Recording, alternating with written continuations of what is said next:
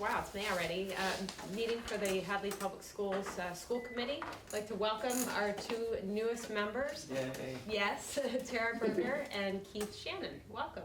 And Humera will be joining us soon. Our first item, reorganization of the committee. So every time annually, actually after we have an election and we bring on new members, we reorganize the entire school committee. Sometimes it stays the same, sometimes we have new folks come in. So the first would be chairperson, then we have vice chair, and we have some subcommittees that are across the five of us that we divvy up across. We'll start with election of chairperson. Is there a motion to nominate anybody to chair? I make a motion to nominate Heather Clash as chairperson of the school committee. Thank you, Paul. Appreciate that. Is there a second? Second motion to nominate Heather Clash as chair. I accept the nomination. I accept the position. Thanks for asking me first, Paul.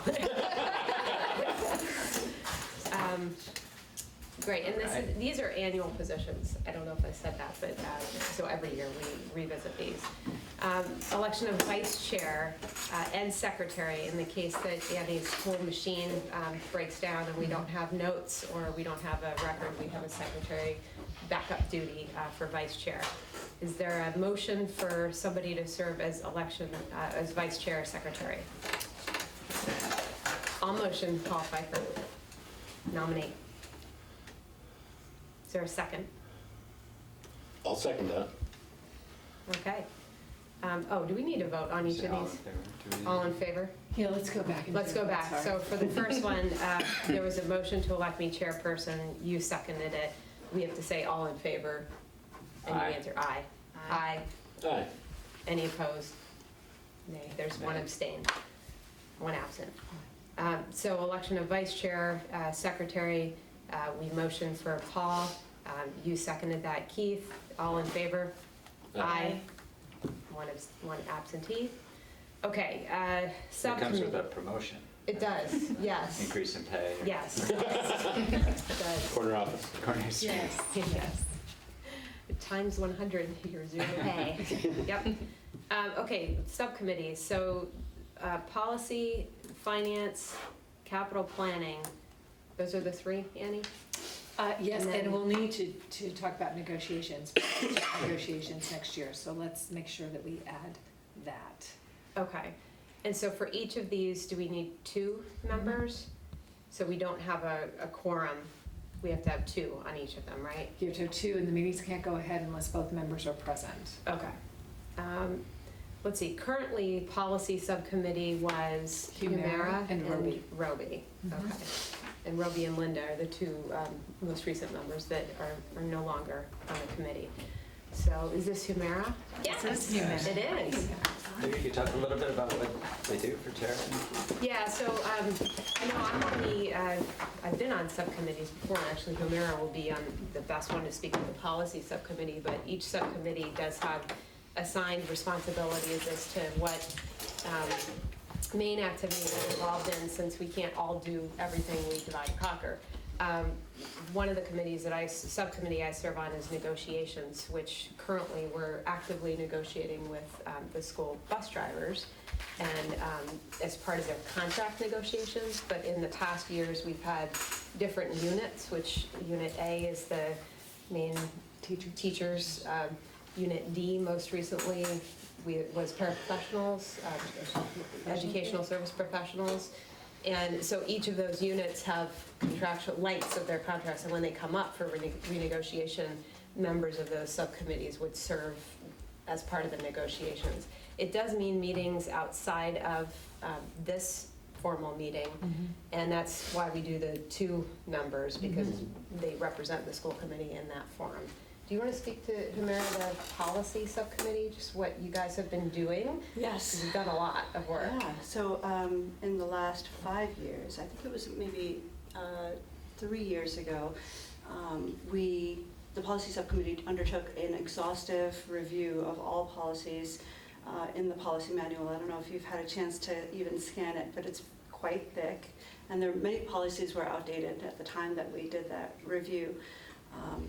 We're gonna see some today, right, We'll- that were we'll see- updated. We'll see a small subset, but what it's allowed us to do, that exhaustive review allowed us to just piecemeal a section at a time or of the key areas and keep up with changes in law and other things that define what our policies need to be. But that's two individuals that meet, I would say, once a quarter. Quarterly, so now we have a schedule that was in last month's packet where we break up the entire book quarterly. So you By break it into, section. yeah. Yeah. Which will keep it manageable, so no Right. one committee will have to do an exhaustive review again. The policies are public, they're on the district website, they're lettered A through J. Something like that. Something Something like that. So we divvy them up like that. So starting with that for policy subcommittee, and then we can explain the other ones, do we have two folks who are interested in serving on the policy subcommittee for next year? I'd be happy to volunteer for that one. Yeah, I would volunteer for that as well. Okay. I make a motion for Keith and Heather. Unless you'd rather stay No, on sorry. it. I want to make sure. It's totally fine to have fresh perspectives on all committees. I think it's a good idea. Okay, sounds good. Thank you for the work you've been Yeah, doing. of on course. it, too. I appreciate it. We all do. Okay, do we have a motion for two nominations to the subcommittee? Sure. Make a motion for Keith and Heather to be nominated to the policy subcommittee. And do we have a second? Second. All in favor? Aye. Aye. Great. Okay, next is the finance subcommittee. Annie, can you? Sure. So the primary responsibility here is to meet with the tri-board, to attend tri-board meetings. And if someone could remind me, or perhaps Mr. Pip could remind me of how frequently the tri-board meets, I want to say they meet once a month. Usually Yeah, I it's the think, first Wednesday. Mr. Pip, do you recall how frequently the tri-board meets? Is that once a month, the tri-board, select board, FinCom, and? No, it's not a regular schedule. It's not a regular schedule. It's when we feel we have enough information for everybody to come forward and discuss it. So in this case, tri-board, the finance subcommittee or the school committee would represent the school committee at those meetings. It doesn't meet more than once a month. If anything, it's less when there are tri-board meetings. Those are public meetings that they happen where the select board meets, typically on a Wednesday, and roughly around 7 o'clock. Yeah, I think it's the hour before the select. So board perhaps meeting. 6 o'clock on a Wednesday. Okay, and currently, let's see, I had served on that and Linda. Linda. So do we have two nominations for the finance committee? I'd be interested in that. Okay, I'll nominate Paul. I'm really willing to do whatever, because I haven't been on any right now, so. You know, it's a good way to learn about all of the initiatives in the town and also just the budgeting process and the process that goes forward, like how you get all of these items together for town meeting or for other warrant articles. If you'd like to do it, I encourage you to do it. I will Great. give it a shot, sure. I'll nominate you, Tara, to serve on the committee. All right, so all in favor of Tara? I'm sorry, I had a motion from you for both of those people, so Can I do can I get that? a second? And I'll second Oh, that. sorry. Yep. Do we have a Oh, second you're on the- Paul's as well? Second on Paul. Okay, all in favor of appointing Tara and Paul to the Finance Committee, say aye. Aye. Aye. Aye. Okay, Capital Planning Subcommittee is next. Paul, you're on that one, right? Yeah, the big Yeah. thing is the field, so you can speak to that. So there's a couple things going on. So basically, these are the infrastructure that we're working on, redesigning a plan for the athletic fields out here. A couple things on the list. We're hopefully going to be implementing a new HVAC system for our elementary school this summer, putting in air conditioning. So that's the kind of things we do. On the list, the girls' locker room here needs to be redone. The grease traps, it's a constant favorite that we like to talk about. What keeps Yeah. coming back up? Yeah, it does. And like the parking lot, so things that infrastructure, and then you need to figure out, well, how are you gonna prioritize those? How are we gonna ask for money? How much do they cost? So there's no really outside meetings.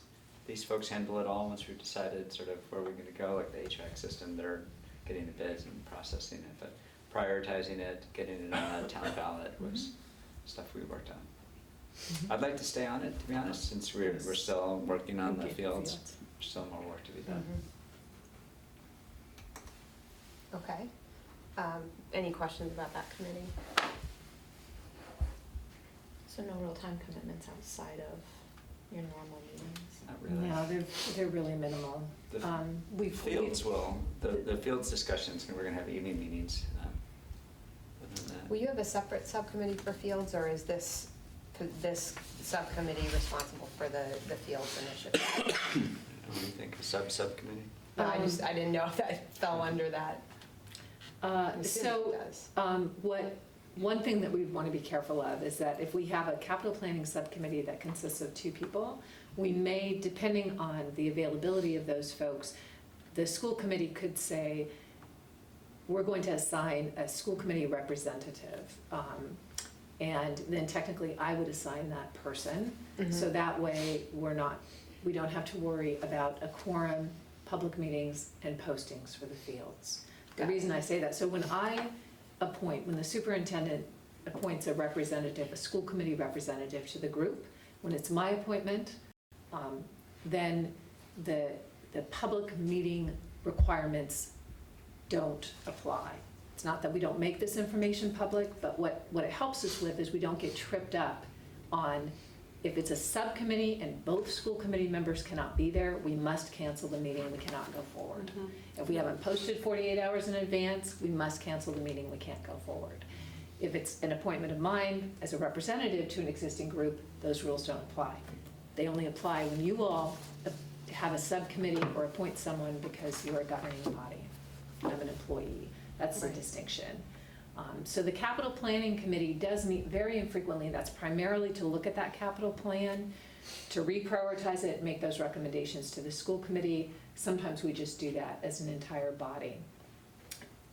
We should probably treat the field somewhat separately. My fear would just be getting hung up in meetings and having the timeline hung up.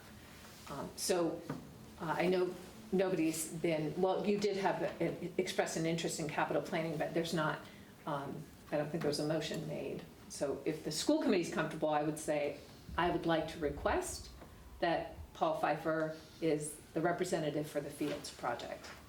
If the school committee's comfortable with that. That sounds like a totally logical plan. Okay. Yes. So I would motion to nominate Paul to not only the capital planning subcommittee, but also your. okay, and I just want to keep those separate. The motion will be for the capital planning, and you're agreeing with my appointment. So it's not a school committee appointment again on the fields, because I don't want to get caught up in it. Okay, so for capital planning subcommittee, motion for Paul to serve on that. Second. Great. Is there a second interested person to serve on that committee?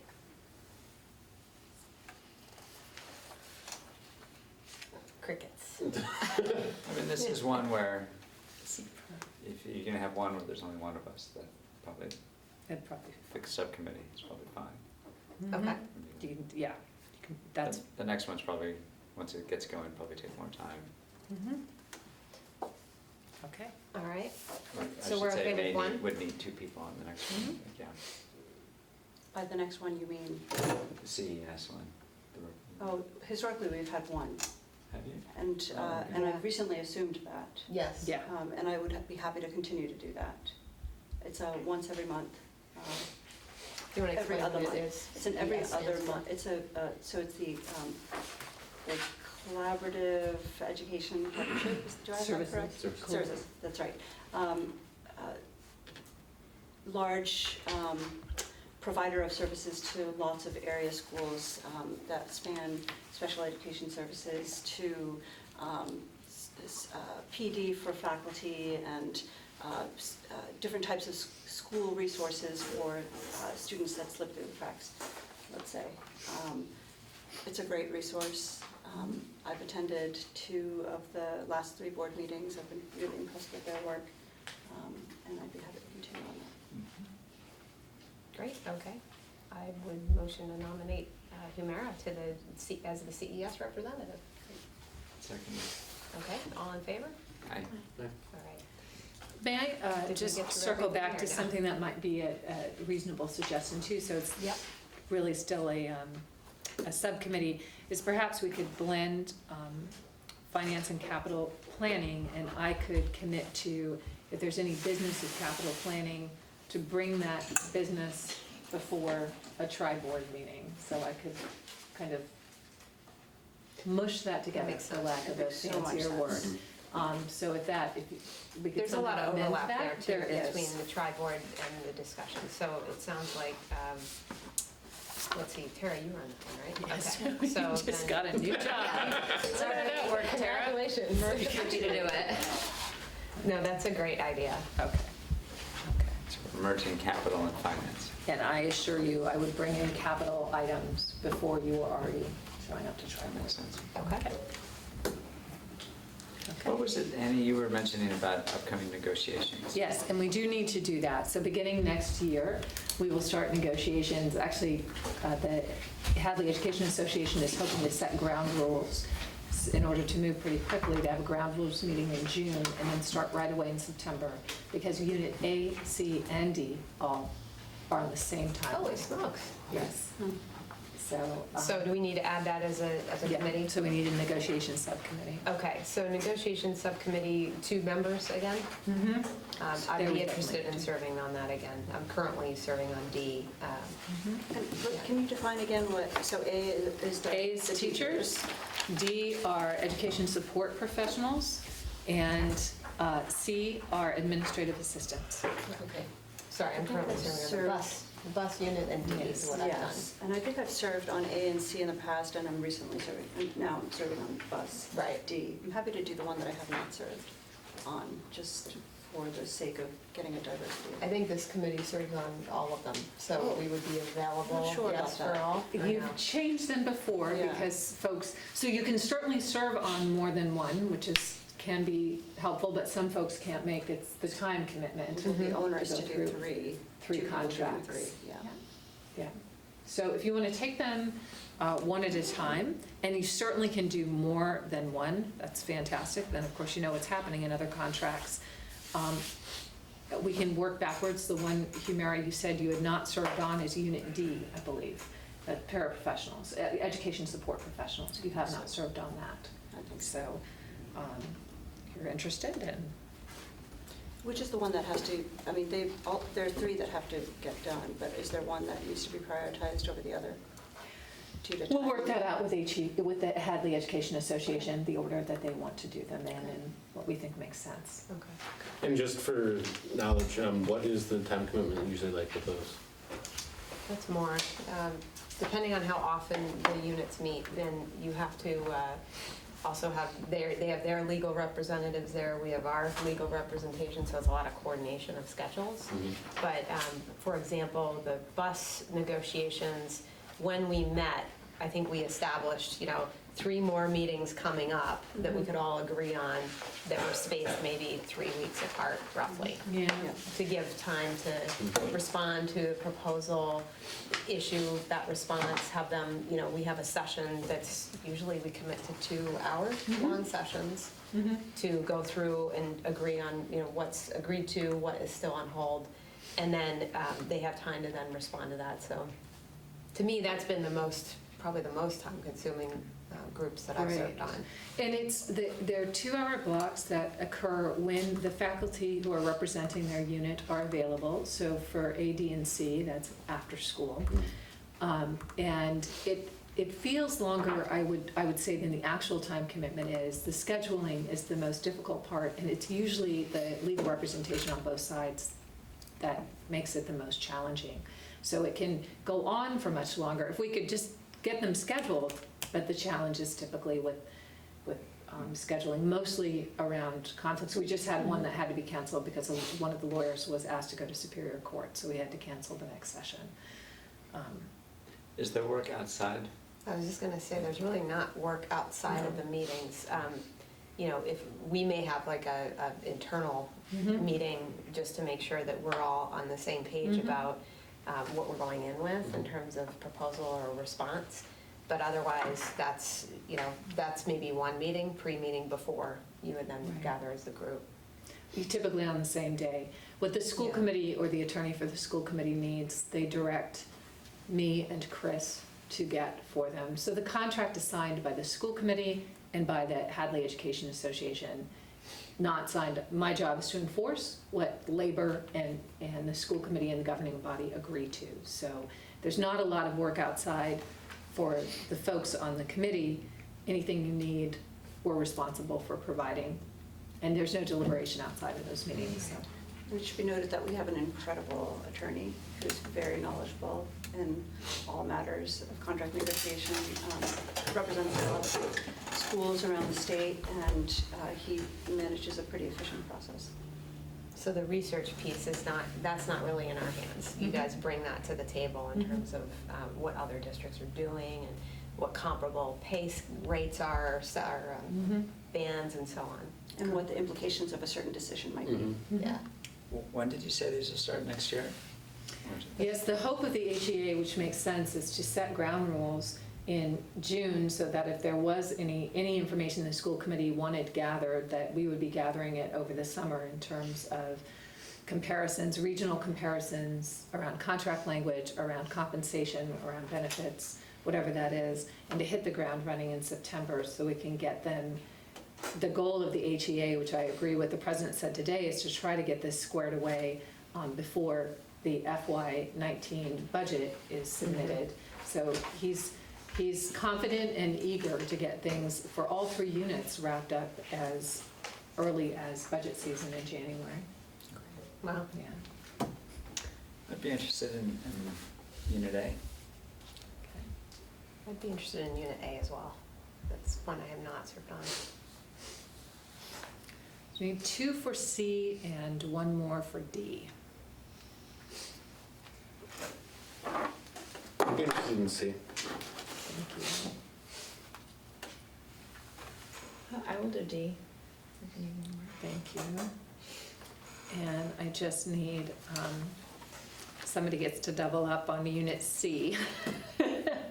So can I get, That's the admin. that's the administrative assistant. I can do that one. Okay, Yeah. thank you, I Heather. don't think I've done that one. So I have Paul and Heather for Unit A, Keith and Heather for Unit C, and Humera and Tara for Unit D.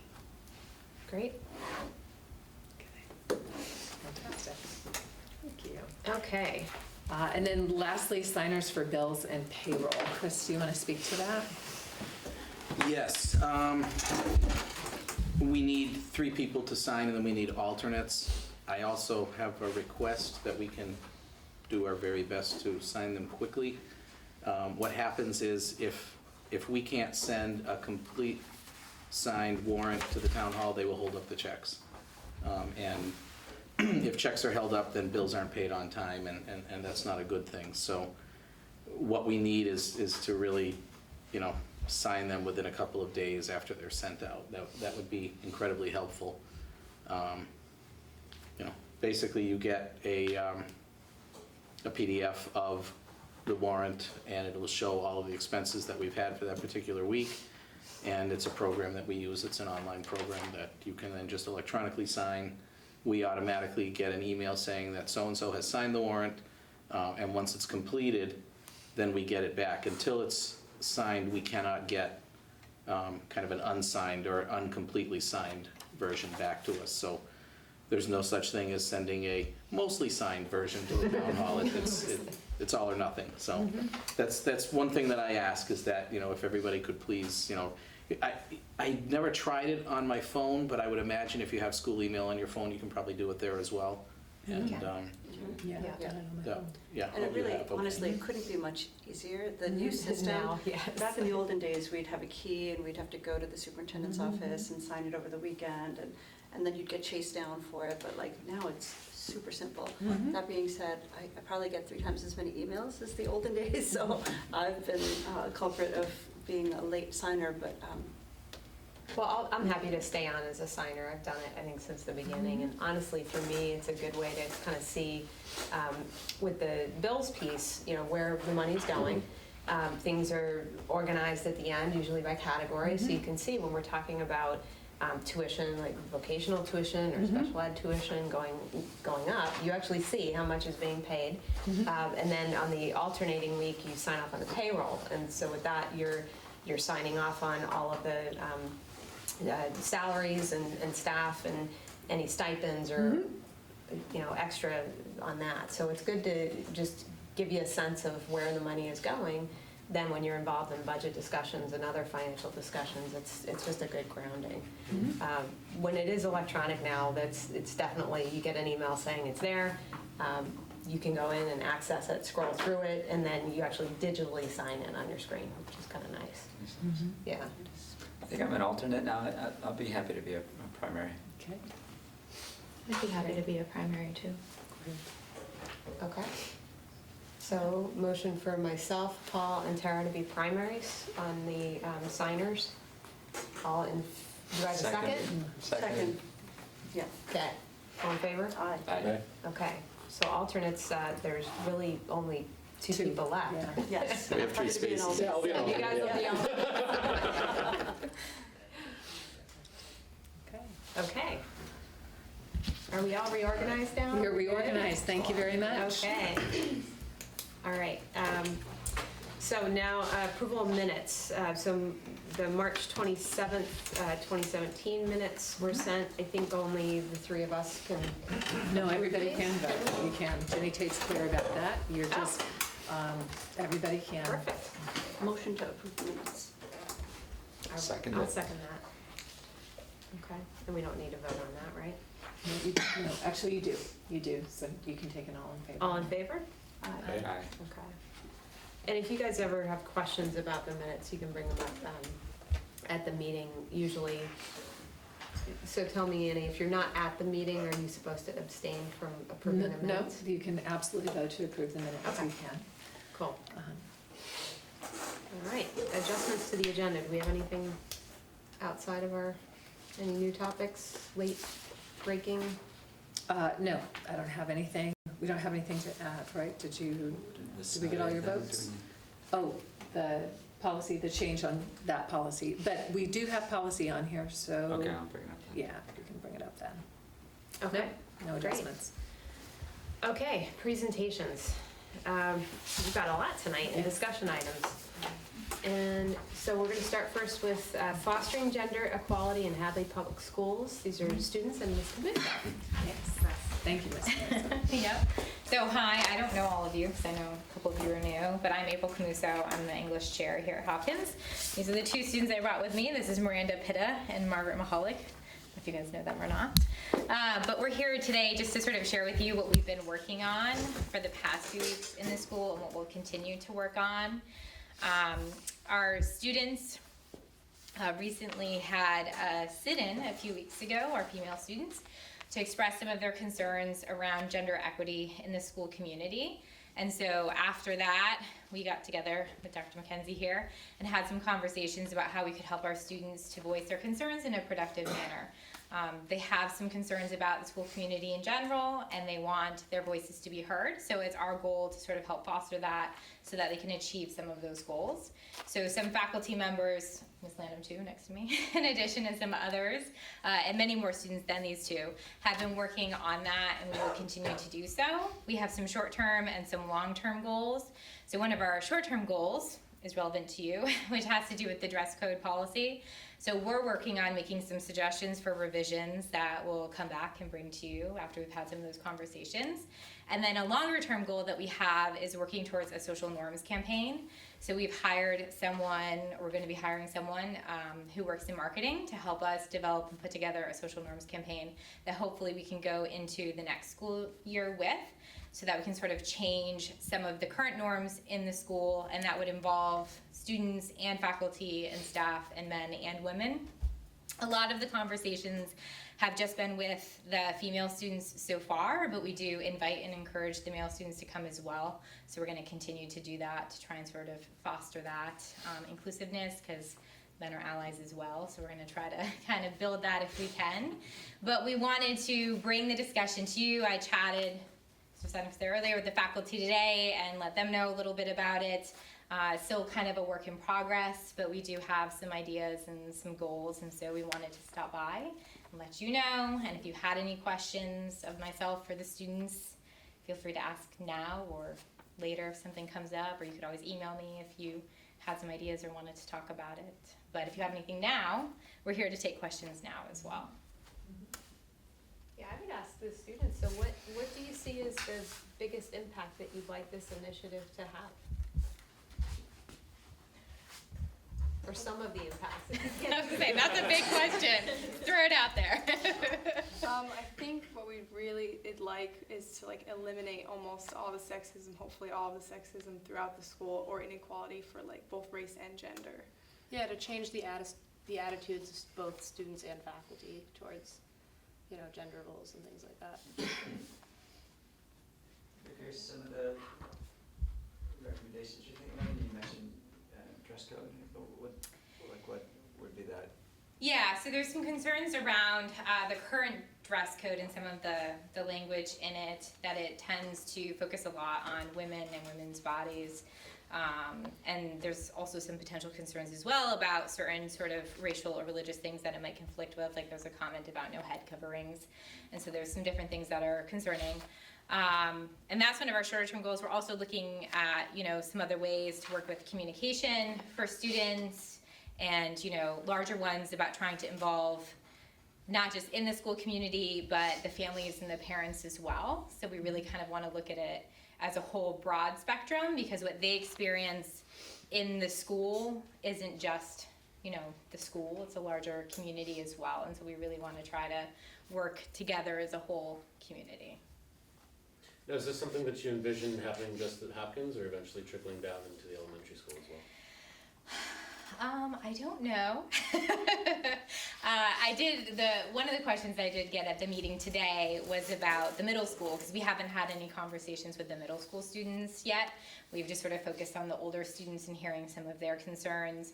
And then I'd like to talk with the middle school team and the middle school students later, but we're sort of going one piece at a time. So I would say yes, I'd be interested in that. I don't know what it would look like or anything. We're just sort of, you know, getting together and figuring it out as we go, with the support of the administration. So I think it would make sense to kind of look at that bigger picture. We're just not there yet. What do you think are some of the biggest obstacles? Well, besides society, which is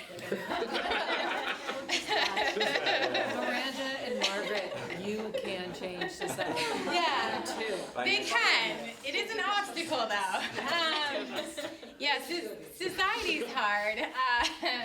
I think, you know, I guess what I would say about the school community in the town is that it's very sort of focused in tradition and how things are done. And so I guess personally I would see that as an obstacle, but also a place that we could really tap into and work with. But sometimes change, you know, can be really hard, and in this town in particular, that can be a bit of a challenge. So I think that's also maybe one of the things. And I think too, if we really want to see a change made, we need to get more of the male faculty and students on board as well and participating in a lot of the decision making and the discussions. And that's a bit of an obstacle. We had one male student come to one meeting, but I think when he saw that he was the only one, he didn't really come back again, and he didn't really say a lot. So trying to sort of, we did have a male faculty member, Mr. Sunick, back here now that he knows, also volunteered to go. You know, I think trying to really get everyone together will be an obstacle, but hopefully we can make that happen. This is such an important thing to tackle. I really commend you for taking up such a big issue. Like the timing is really right for society at large, and the fact that you have a small community, you know, it has its complicated aspects of it, but it's accessible. So, and people really do care. So I think you have allies everywhere who are willing to support you in this work. Yeah, and our students have been really great. Like I said, these are just a couple. We have a lot of them who've been coming to these meetings and voicing their concerns and their ideas and what they want to see, and so they've been really great so far. Other questions? So you all are going to work on this further, and there might be proposals back to the school? Yeah, committee? yeah. So I will say that we have received the information from the person who's going to help with the social norms campaign, It's very affordable, so we look forward to having that kicked off and signing that contract quickly and turning that around. And then I would just also echo what the school committee has said. I'm appreciative of what you're doing. I'm impressed.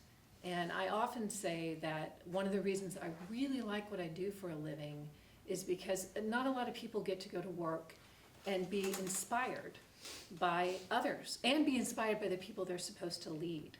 And there are countless examples at Hopkins Academy and at the elementary school where the faculty, but even more so where the students inspire me. And I really mean that. So when I see the amount of courage that it takes to confront something that seems intractable, like as Ms. Camuso said, you're just gonna change society. I mean, to echo somebody recently, how hard could that be? You're just going to change society, but I don't think I would have had the courage when I was your age to confront something that seemed intractable and overwhelming and hard to get one's head and hands around. So I applaud your courage, and I really want to thank you, because it's actions like that, like yours, that inspire me to be better and to do better every day I come to work. So thank you, Miranda and Margaret, and to all of your peers. You make me better, and I appreciate that. And if you want to make a video about it, come talk to me at Hadley Media. Oh, yes. Thank you.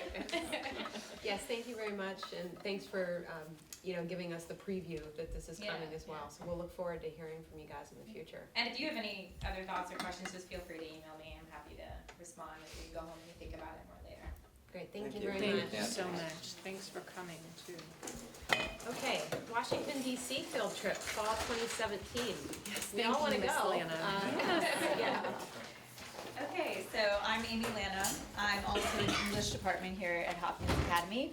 And I'm here to ask your permission to allow the ninth graders, the current ninth graders, 10th graders, and 11th graders the opportunity to visit our nation's capital next year. It would be a 4-day overnight trip that would also include a brief stop in Philadelphia on the way down and a stop at Gettysburg on the way up. And we would try to incorporate different kind of interdisciplinary connections throughout the trip. So tapping into history, English, cuisine, and kind of a multicultural approach. So that is our goal. Questions? Student travel has to be approved by school committee when it includes late night or overnight travel must have prior. So you don't approve every field trip, but you must approve field trips that are overnight. Yep. And usually some of the information we've asked for in the past is how it relates to the curriculum, which you've laid out here, like what types of places you would visit and the types of connections that they would make with academics, as well as the cost, because we also want to understand, how cumbersome or not cumbersome the price of the trip may be in relation to each student. And how accessible it might be, and whether there's a fundraising plan, and it sounds like there is. Yes. What is your target to bring that price down to? So currently it's at $7.19, and that's all inclusive except for lunch. Lunch they would have to find on their own. So that's accommodation, all the museums, everything like that. We'd like to see the price come down $100 at least, because we have several different fundraising approaches. One of them, we would like to look at local businesses to sponsor. So we have a list of local businesses that we would approach and ask for sponsorship. We also would try to do a car wash on June 10th, potentially, and a bottle and can drive, which is particularly advantageous at this time of year since it's graduation season. So there should be lots of bottles and cans for collection. So I'm just curious, this is during school? Yes. And it's you're gonna invite all 9, 10, and 11th graders? Yes, Okay. it would be, they would have the opportunity to sign up if they would like to go. If they can't go, and obviously school's in session during that time, what are they're coming to school, going to classes? They would just Yeah. attend their regular classes. Okay. And I'm just curious, the other trips we have, we've got a New York trip Mhm. coming up for, That's current 8th graders? yeah. I can't even remember. There's- Mr. Beck's mayor. Thank you, Mr. Sudnick, standing in for Mr. Beck this evening, you didn't realize that. I actually made a schedule for the trip, so. Oh, there you go. There's Nicaragua that just went on, They just. and then there's a Europe trip. We just came back. They just came back. Caruso can speak to that. Right. Yes. Is there another trip? I'm just The curious. seventh grade nature's classroom? It's just Oh, awesome. yeah. But It's for high usually in school, June. this is the only upcoming one, correct? And so, no. The only upcoming major trip. There's another trip next year that you guys approved to France. Right. And Senora will be coming before the school committee. I believe she's hoping to do another service learning trip as early as next year, possibly. Okay. Are those Or typically is it done over? 2019? 2019 Thank you. Guatemala, yeah. Okay, so year after next. Are those typically done over the break, though? I'm Yes. just trying to think Yes. of, you know, Yeah. to your point, not everybody's gonna be able to go, to afford to go on No. all of these trips. And obviously, when they're held over break, it's easy to deal with, you do your own plans. But when you're the one here left at school, you know, Right. Well, this is consistently. partially over the weekend, Yeah, so yeah. there'd only be, I believe, Thursday and Friday. I have the tentative schedule from our representative in DC. So yeah, we would potentially leave on Thursday and we would return on Monday. So it would be over the Saturday and Sunday as well. It's similar to the trip that we've done in past years to Yeah. DC, so just a few modifications. I do think it sounds great. To your point, Paul, I'm wondering whether, as we approve these, if we should be kind of Yeah. keeping a list of just understanding what's coming up and approximate price. Just so we know how it fits into the bigger picture of the grades that are involved and the price overall that's involved. Relative to the other classes, this one is definitely much more affordable. Definitely within, you know, my budget, like the multiple thousands of a Europe trip is a little bit inaccessible, but our nation's capital being so accessible and close, a day trip really to get down there, a lot of free museums, and I know my son is especially excited to go, so. Has he got his permission slip? Not yet. Just kidding. So how come this has happened before then? I forget. Yeah, we've done it, I think, how many times have they done it now? 3 or 4, I think. Okay. Is it always like the 9, 10, 11? Yeah, we both went, Not with wasn't it? freshmen. Oh, I think opened it to freshmen. that Mr. Burns, sorry, I'm not really We've part both of it. been on it but before, but I think yeah. Mr. Burns is opening it up larger because some of the enrollment has gone down. So I would assume that he would include freshmen, just trying to get more students and more students who are interested I don't teach the freshmen, but what I know of the freshmen is that they are pretty curious and interested kids. So I think that they're trying to tap into that resource of students who would want to go, and then next year's 8th graders being the same, which would be then freshmen. So I think it's just trying to sort of gear it towards students who might want to go and trying to have that bigger pool so that you have more students who might be interested in going. So. Also, in the last couple of years, there was a DC trip, perhaps not school related, but maybe the Girl Scouts or maybe. There was It a was school one I school-related. think they had to cancel. Last year, They they canceled last year, 2 years ago. I know Yeah. the first few years that I was on as the AD, they did the DC trip every year, and I believe it was just junior class. So they must be Yeah. expanding because of the low numbers from the Right. last few years. Right, Yeah. right.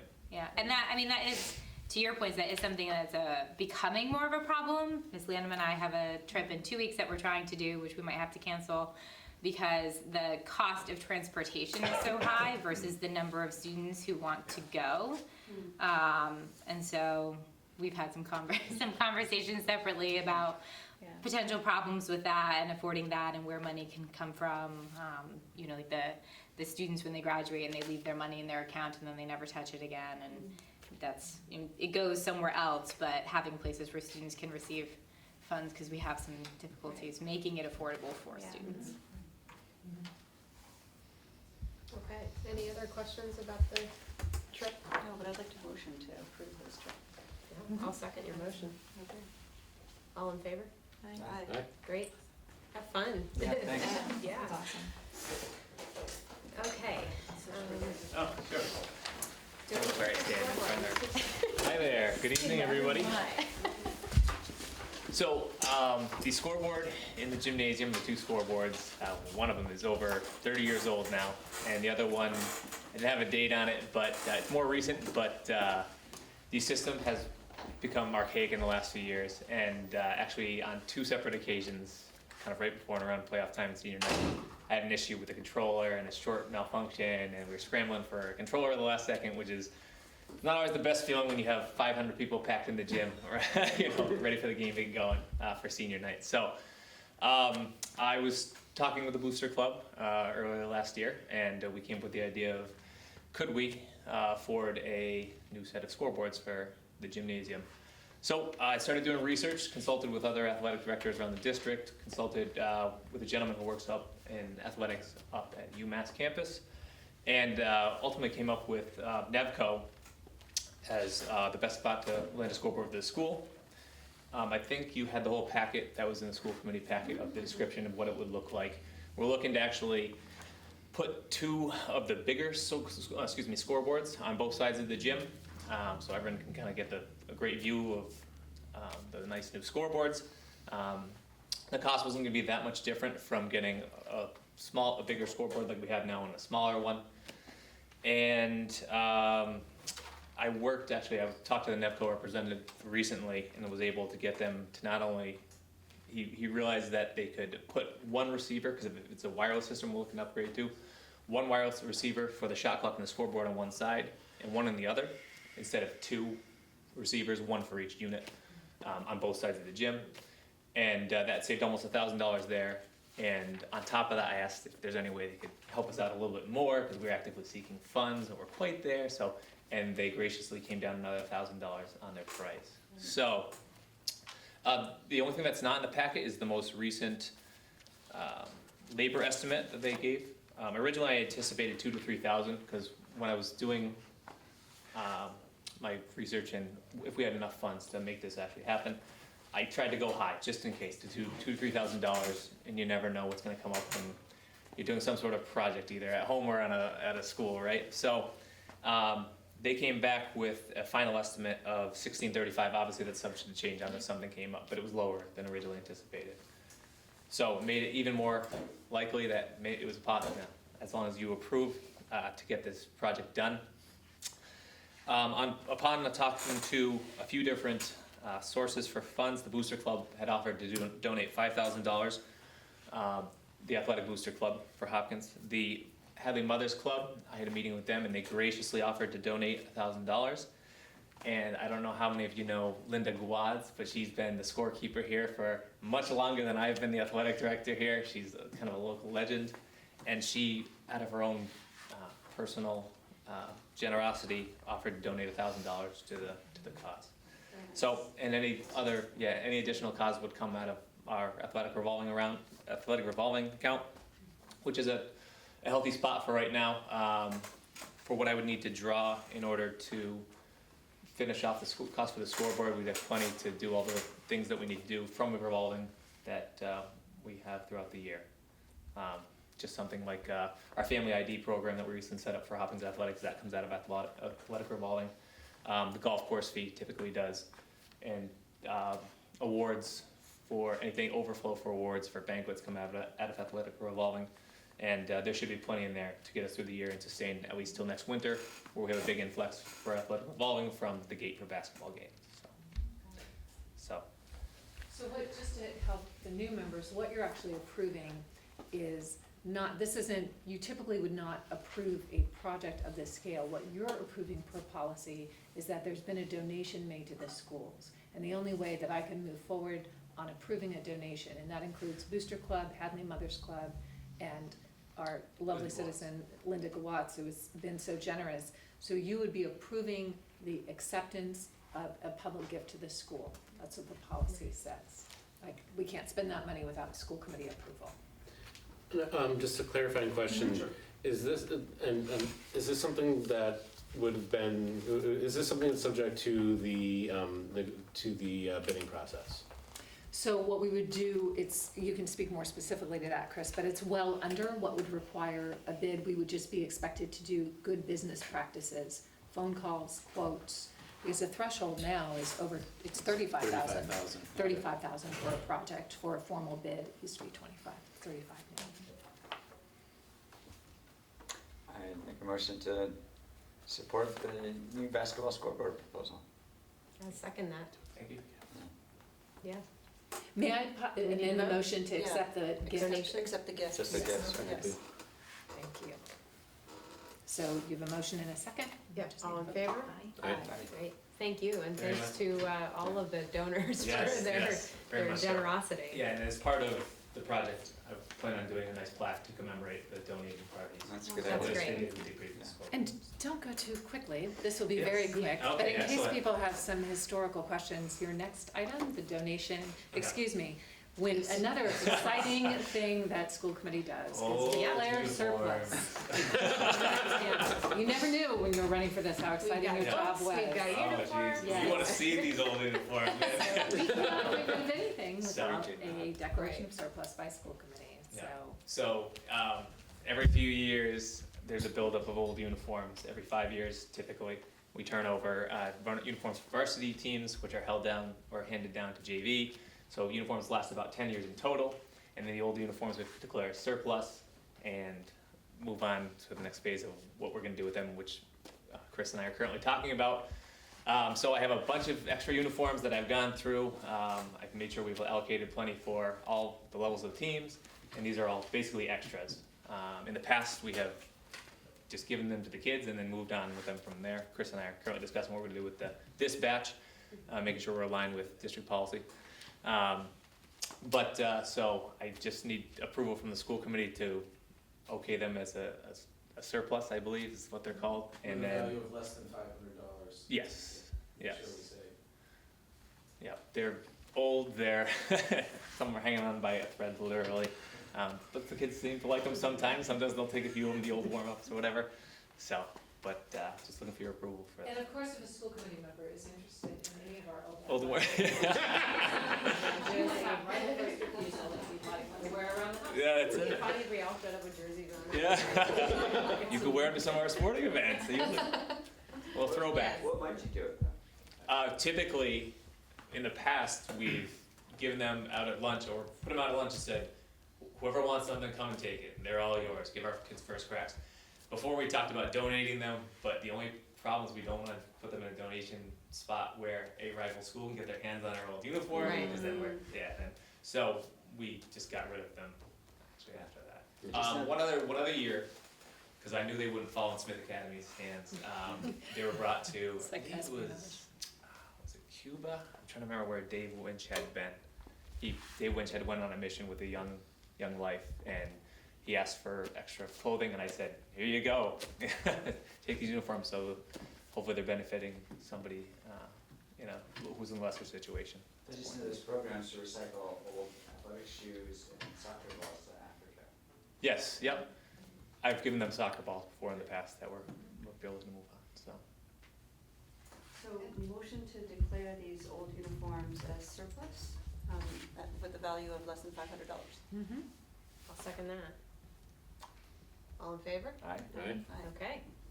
great, thank you. Thank you. And typically what happens with these is that they would, because they were technically the property of the town, they are offered to the town as well. I did get an email during the meeting, Okay. actually, from David Nixon saying that, if these are declared as surplus, that Eric can dispose of them however he sees fit. So apparently there's not much interest in old. I'm going to demand that the select board wear them at their meetings, and all town department heads They wear have some them. of my old numbers. Yeah. So basically, yeah, you can put them out tomorrow if you want. Yep, I'll put them out at lunchtime, maybe you'll see some students running around sooner than Our later. kids will come home with them, No, right? Yeah. I know it'll happen. Right? I do appreciate your time tonight. Great, thank you very much. Thank you very much. Okay, social media, internet, and technology, Annie. Yes, so I was tempted to put this very provocative article from the New York Times that Judy Lupel, our media specialist, shared with me into the school committee packet, and then I was fearful that you all might say, has she lost her mind? Is she really saying that we don't want computers in schools? Not what I'm saying, but I was intentionally trying to be provocative. So this article in an op-ed piece called Resist the Internet I can pass along. I will pass along and even make available perhaps on the district website. So it brings up it just brings up the conversation about do we need to rethink how much time students are interacting with technology during the school day. And the reason that the article struck me, and I think the reason Ms. Bohal sent it to me, is I am interested in just starting a conversation with school committee that we can revisit around posing that question. Can there be too much interaction with technology during the school day? I'm particularly interested in children interacting and young people interacting with and on social media. So we've had a handful of incidents, serious incidents this year at Hopkins Academy. We're not unique. If you've been reading the Gazette about East Hampton, this is in many other schools, where young people are posting things on social media that sometimes are not even an accurate reflection of their worldview. They might be hateful things, they might be incendiary things, they might be hurtful things.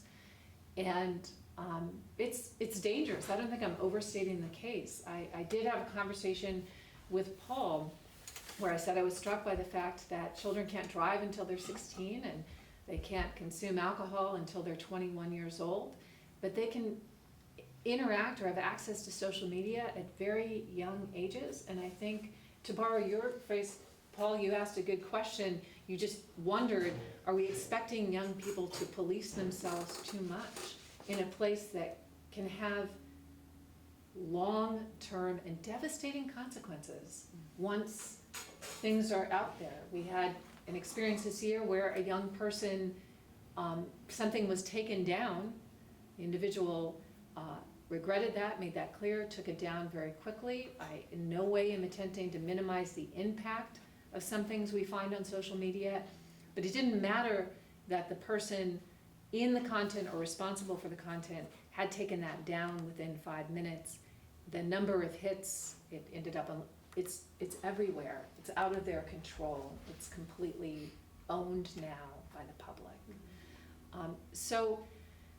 And I feel that we have an obligation to our parents in the community. I think that there are many parents that, I would speak for just as myself as an individual, there are social media applications that I don't use and don't fully understand. I think that there are many parents who could relate with what I'm saying. They may not even fully be aware of age limits on some social media, what children should be on it. Facebook has an age limit, but some parents may not be aware of that. They may not even be fully aware of the degree of access their children have.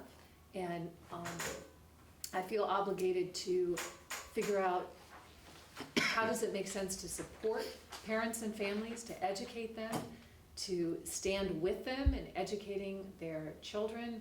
I have not only had devastated young people in my office who have been horribly hurt by things posted on social media.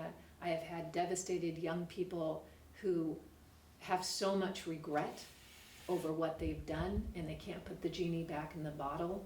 And I have had parents on both sides of that equation, hurt, afraid, horrified, fearful of judgment, just more than enough heartbreak to go around. And so I just wanted to start a conversation with school committee as elected representatives, as parents of children in the district. What might it look like for us to be helpful, to stand with families, to help young people to be responsible with this, and to look critically at how much time, what is it costing in terms of interpersonal skills, social interaction, how much time. At Hopkins currently, students are allowed to use devices in the lunchroom. And I'm personally speaking now, I'm not, if there are any young people watching, they don't have to raise a flag and mutiny. I'm just saying, I'm not sure That makes a lot of sense to me. I mean, I am someone that I would say I would prefer that devices like phones were off and away during the day. I really would. Parents can get in touch with children through the office. I've had parents say to me what an uphill battle it is to battle well, you're the only parent that expects me not to do this. Everybody else has a phone. Everybody else is doing this. So I just wanted to throw some questions out there about what are the costs? How do we balance our desire? We have the tech article in there, our desire of having innovative learning environments that are fully in the 21st century, and balance that with simultaneously helping children develop interpersonal skills, be able to disconnect. I worry about their ability to do that at all. I mean, I think that there are some young people, if they get their devices into, as Dr. Wickman shakes her head yes, and she's at the elementary school, if they get their devices into their bedrooms, whether their parents know it or not, whether that's a phone or a laptop or a computer, I would argue you probably have some teenagers that are connected to a device in waking hours as much as 16 to 18 hours a day. And I think that's, I'm gonna say it, I think that's horrifying. I think it's horrifying. And I just, because I don't think we've done a good enough job on the balance side of it. And I've seen the devastating consequences of just what's happened in this past year. And we are not alone as a district. We have a superintendent's meeting coming up regionally that's closed. It's only open to superintendents, where we're going to be talking about the kinds of incidents that happen in districts all around this area and the consequences for young people. So just a talking point to start, and to start generating ideas about what might it look like to help parents, support parents, educate community members, educate children. And it doesn't have to be a binary discussion. Either technology is good or it's evil, but and the ability to disconnect. How do we communicate that value as well? I'll just add, and then I know you want to speak. Go ahead. I was just going to say, I mean, technology, it's inevitable. I think it is how many of our kids are learning right now, as opposed to paper books. It is. But I agree with you that I think some of it is parents do need some information, right? And I think there's helpful information that can be given to parents about whether it's the article or whether it's research on screen time or those types of things, or tips about having a conversation with your kid that doesn't involve the phone, you know. Tips about, I had a deviceless lunch with my son the other day, and it was great. I was like, it's myself included, because I'm guilty of it. I will pull out my phone because I'm having lunch with my son during a work day. And I said, both of us, deviceless lunch, and it was great. We had a great conversation. So, I mean, things like that, I don't know, tips for parents, it's helpful. But on the kids' side, what you described is, to me, that's a course. Like, I mean, there's so much education that can be provided around digital literacy, and you know, you even had mentioned about finding fake news versus real news, because you're using technology to do that.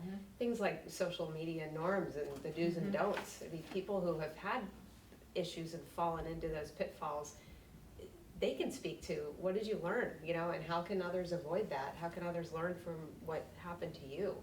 I mean, I think we've all encountered something with our own kids in relation to engaging with others via social media or texting or whatever, that we have had to work through with them. And I think other kids can learn from that.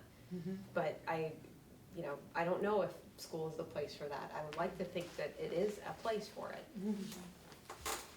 Yeah, I mean, 6 years ago when we first started down this road, we had computers in one computer lab.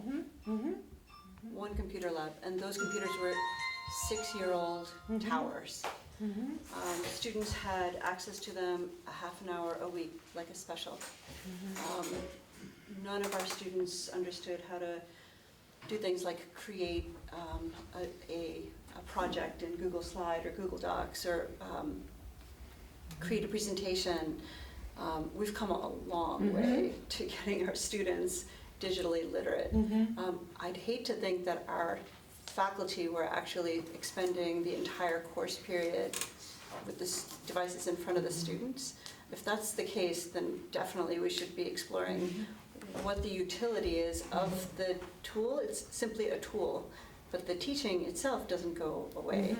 And so how the faculty strike that balance is something that we should definitely look at. The last, I would say, 3 to 5 months since the most recent election, I think, have been especially challenging with people being especially emboldened to do things that are provocative.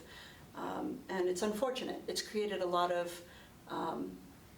angst, but it's also created a lot of dialogue. And I think the opportunity is for us, as it was when we first created a technology plan, to define how we create digitally literate citizens and how we help our young people understand the consequences of what they're posting, and help them create relationships first that are underscored and supported by online social relationships. So it's not the tool that's evil, it's the way in which people could use the tool that could be very wrong. And but Hadley is a town of strong ethics, and I think that with that basis, we could create very strong, digitally literate young people coming out of our schools. I'm reluctant to sound the alarms and like get rid of everything, because the fact is this world relies on technology, and we need to, we want our students to be able to go out and get the best jobs and opportunities available to them. And if we don't prepare them for that, then it's, you know, it's burger flipping. And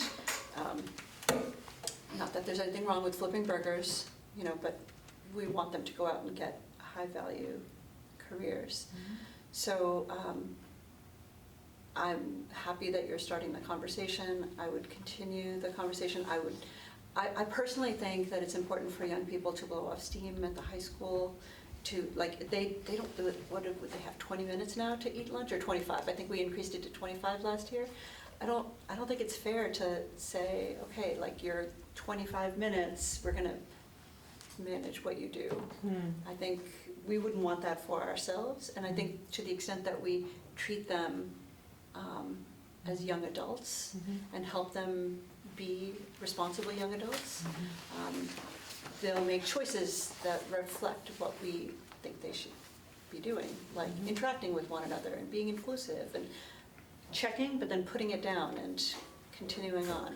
So I think we just have to not rush to judgment, but think carefully about, and include them in the decision making, I think, because they're very smart and responsible people. I'm curious, is there like a content blocker on the internet in the high school? The way around it, though, is just quite simple. Absolutely, because our federal funds will be pulled, so we have incredible filters. But if you walk in with your phone, you're not going through my server. You do whatever you want. Yeah, exactly. So that there, all the phone content, you do whatever you want.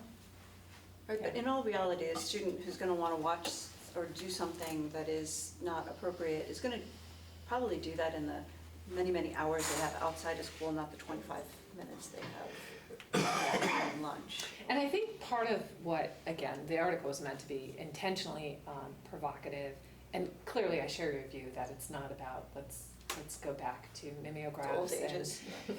But you are correct. The events that we've had here have all happened after school in students' homes. That's why I say about even helping parents and helping families.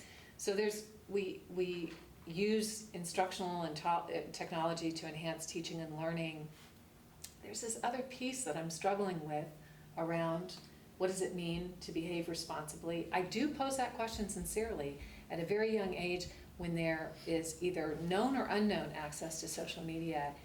What are we thinking when children are quite young? Because they have adolescent minds. I mean, all the way through high school, they're intelligent young people, but their brains aren't fully developed until they're over 25.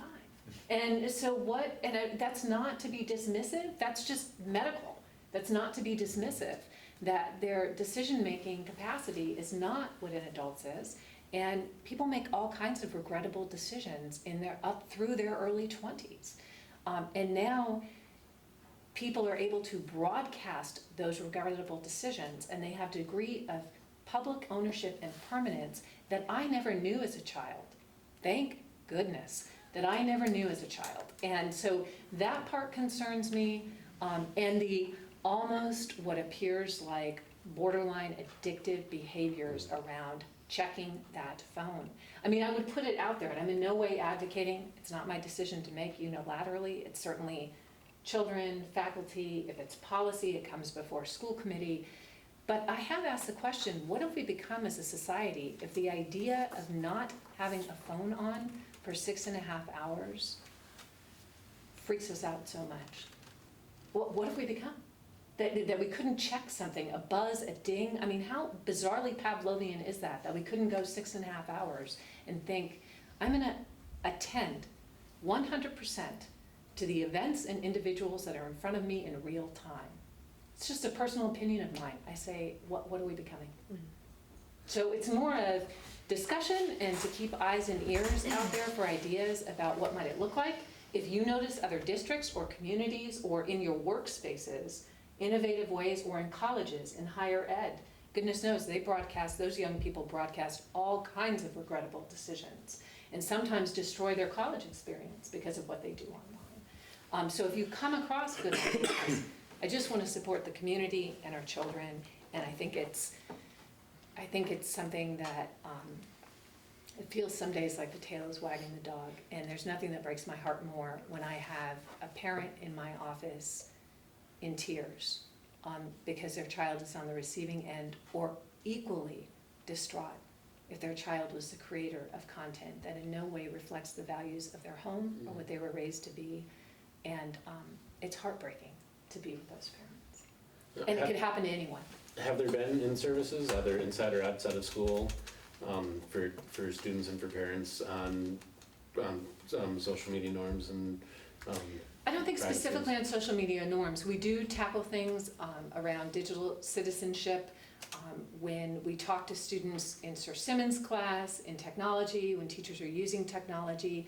But we haven't had, since I've been here, we haven't had an assembly about it. We haven't, and I was speaking with Hadley PD, and I've also been speaking with Chinese Immersion Charter School, with Hartsbrook Academy.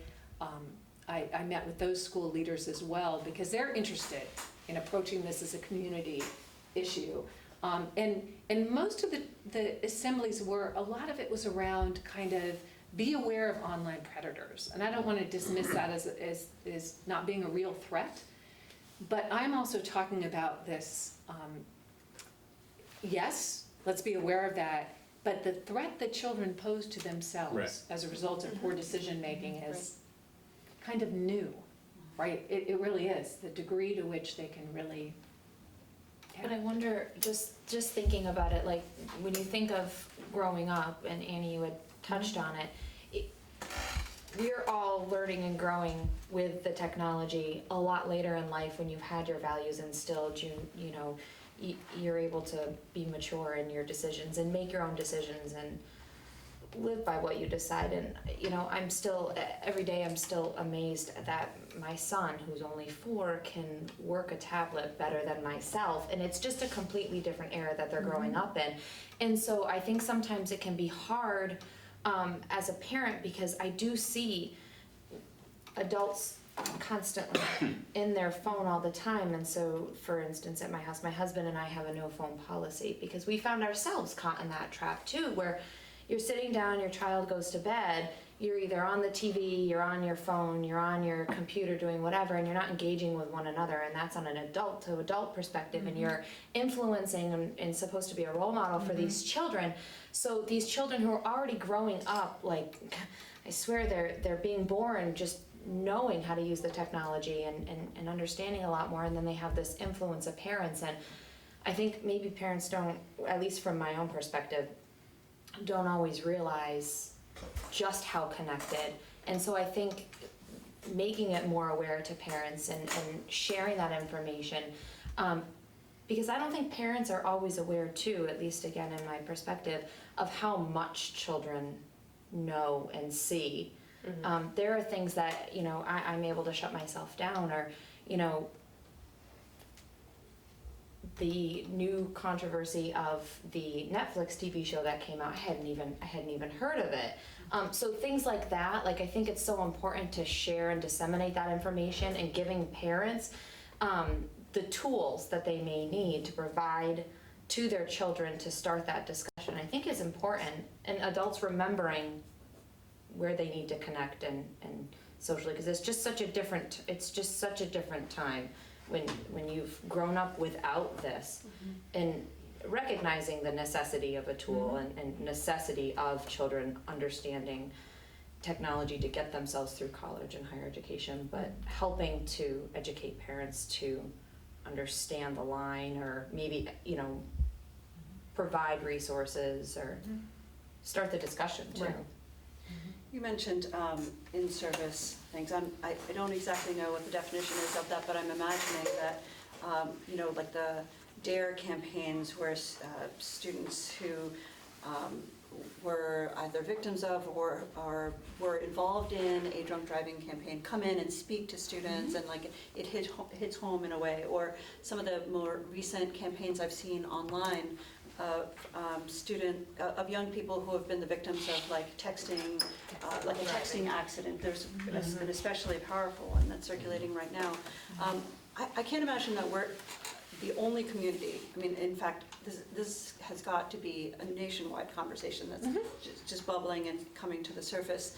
So if the collaborative and other area superintendents are meeting to discuss this, and we are more organized as a region than other communities, perhaps it's something that you're creating a proposal for one of those nonprofit public service announcement ad agency organizations to study and create pieces that you can use in assembly and can share through the faculty. I think it's multiple layers. It's responsible digital citizenship. It's studying the effects on a young person who had no idea how their life would blow up as a result of this. It's showing the impact on a family as a result of being dragged through this emotionally heart-wrenching thing. It's all of those layers. So I think taking a leadership approach about how to responsibly address it would be a wonderful thing.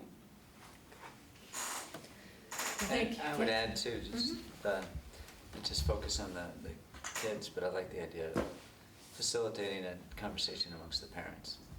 What does it mean to raise a child in a digital age? What's responsible parenting look like? Because I think we're going to have 5 different perspectives here. Even I didn't even know they were allowed to look at their phone at lunch. That explains the texts I've been getting. I was wondering what he was doing. I was like, you're not supposed to be doing this. Of course, I'm in a meeting texting back. Right. And I'll just note that article you looked at on the web, and you're going to post it to the website. So, but yeah, I think it's. I'm not sure how to respond to this. I don't know how to parent in this, and I just had an argument with my kids before I left on this exact same issue, right? So you're it's telling very me now, relevant. saying, I thought here's you were going the to tell me perk the of- answer. Here's the perk of having your dad on the school committee at broadcast, that we just had. I know, exactly. So I'm sure they're going to watch this. Yeah. Yes. Yeah. No, That's just I my make fault. them watch it. Watch it on their phone, Bob. They watch that. Yeah, at lunch. At lunch. Yeah. Andy, do you still do the, I think early on you were doing some coffee hours or, I know it was like meet and greet when you first came into the district. And I mean, this may be a good topic for that kind of parent discussion, which is, meet on neutral ground and have just an open conversation, but approaching it from, this is what you're seeing in the schools. Yeah, that's a great. But, and it's not, there's extreme events, but there's just sort of the day-to-day. Right. And studies show there's a correlation between increased screen time and decreased sensitivity to other humans, Right. right? I mean, our ability to read human cues, facial cues, decreases the more screen time we have per day. Yeah. It's clinical, right? And so how much is that? How much is too much? Now we have an emoji movie because there can't be real people in the movie, it's emojis. I'm actually going to start bringing an emoji. Emoji movie. We can all respond by how we feel. Yes. So I appreciate you all talking with me about this, and it is ongoing and to be continued. But as I said, I would very much appreciate, I like the ideas you've shared thus far, and if you, in your workplace, in your home, I'm interested, because I want I want students to be well prepared. I don't want to sound the alarm unnecessarily. And I'll say again, I'm deeply troubled. I feel that I have a professional and personal obligation to do everything in my power to safeguard young people from doing things that they don't realize are incredibly self-destructive. I would intervene if I thought a student was going down a path of making poor choices around physical harms and physical health, if they appeared to be making poor choices around social and emotional and behavioral health. And I feel a tremendous obligation, and I don't feel personally as though I'm doing enough. It's as though I've said, go, good luck with that. And again, that we're not unique, just open the Gazette. As a matter of fact, our stories don't make it above the fold, and districts all over are. So thank you. Thank you. Okay, so now we move to the technology article. It's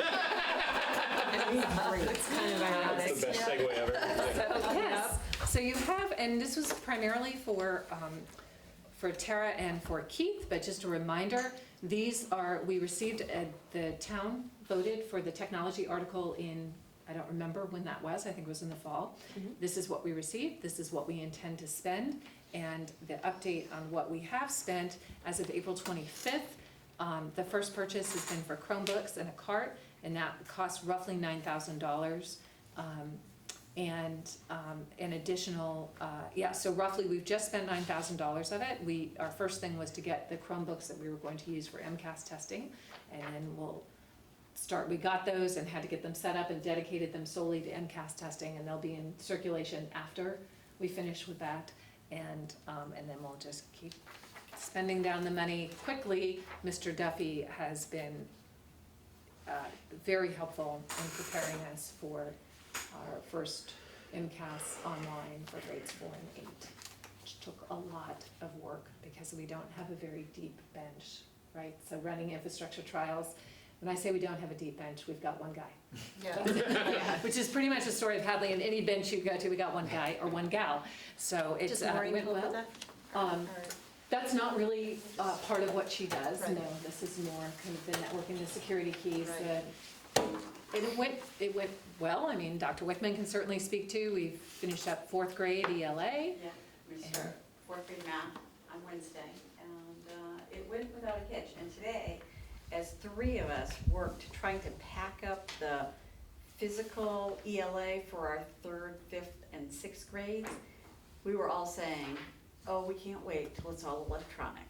Because, I mean, the minutia of packing up all the test booklets, answer booklets, and all envelopes and everything they want back, and they want it back in a particular way. So 2 hours, 3 of us working on it, pulling our hair up, trying to interpret how they wanted it. So Yahoo for technology on that front. Yes. Very good. So that, I just wanted to give you an update on it. And the heating, air conditioning, Chris, would you like to speak to that? Sure. So the last meeting I was at, this question was asked, and I said, well, we're working with the town on this bid process. And during the meeting, I emailed David asking for an update, and he responded, please call me, which is never a good response, basically. So. Maybe he wants a uniform. And what's that? Maybe he does. Maybe he wants a uniform. And so, apparently there was just, I guess, some misinterpretation of the entire process. And the end result is that he said, geez, we weren't aware that we were also doing this, which put me in scramble mode, basically, because now we're doing this on our own. So we did seek some pricing, because we need the specs drawn up, we need the design, and most likely for this we'll need somebody to run the bid process. If there's one thing I learned when I ran the generator bid process, it's that I'm not an electrician, and they were asking questions that I had no idea what the answers were. So it's one of those things that I had to do because we didn't have enough money to hire somebody to do it, and I just said there's no way I could do that again, because although it's financially okay to do that, in the end it's not really a good. It doesn't set the town in as good a light when when you're asking questions and the person doesn't know the answer. So we we really want to make sure that we, have that as well. So we got a couple of prices so far to do that. Well, one told us, sorry, we're busy working with MGM in Springfield and we can't do it. The other one was supposed to have a price to me either Friday or today. I did not get it, so I've emailed him just to kind of give him a heads up that it's today and we haven't gotten it yet. And we're looking for one additional vendor to get a price from on this, so we will do that as well. And the vendor that came out on last week, we walked the elementary school, he took a look at everything and said, okay, I assume you want to get this done in the summer. Yes, we do. So, he knows that that's basically the timeline we're looking at. And as soon as we can get a price from him and then one more, either, hopefully a price, but I'm assuming that the price is not gonna be, where we would need a formal bid for this particular part of the job. Either a price or, I sorry, can't help you answer, will cover us as well, so. That's the step we're on now, basically, is to get that third vendor to give us some input on it. On the bid specs, not on the job Right. itself. The job itself is priced out to be close to, we have $400,000. $400,000, yeah. So that's why we need the formal bidding process. And he said that was ballpark.